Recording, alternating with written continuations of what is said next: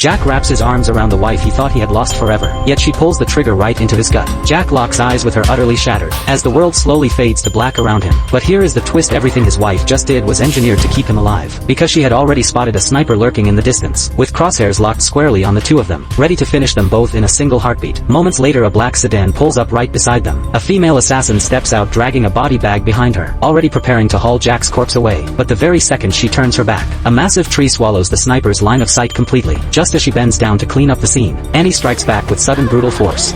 One gunshot cracks through the air, and the unconscious Jack jolts back to life as if by miracle. This was his wife's plan from the very start. Her bullet had danced clean through his body, missing every vital organ. The sniper loses his target in an instant. He scans wildly for any trace of Annie, but the very next moment Annie materializes right in front of him. After tying up every loose end, she races back to shake Jack awake. The clock is ticking down hard. They have to vanish from this place and fast. Annie is in truth a world-class assassin. She has pulled off over 300 kills across the globe and never once missed her mark. All that bloodshed left Annie bone-deep weary of the life she was living. So after wrapping up one last assignment, she made the call to walk away from the organization. She buried herself in a quiet little town and built a family. With Jack the man she fell for the moment she laid eyes on him. Just when Annie let herself believe the happiness would never end, what she did not know was that her organization had no intention of losing such a lethally gifted operative. They had already issued the order to bring her in. Not long after, to mark their wedding anniversary, they made plans to meet at a hotel the following day. That day Annie put on her finest dress and touched up every detail, arriving at the hotel ahead of time. But Jack found himself trapped in gridlock on the way over. As Annie sat waiting for Jack, a waiter appeared out of nowhere and set a cocktail in front of her. Annie turned her head. Compliments of an older gentleman seated nearby. Annie knew that face in a heartbeat. He was sent by the organization, no doubt about it. Both of them used to run in the same assassin circle, an outfit known as Supreme Security. Nick had one job and one job only: drag Annie back to face the organization, and deliver her punishment personally. The moment Annie heard this, she fired back with a mocking sneer. In a flash, the enraged Nick opened fire on Annie without pause. Annie had no choice but to duck and weave for cover, then surged up fast to rip the gun from Nick's hands.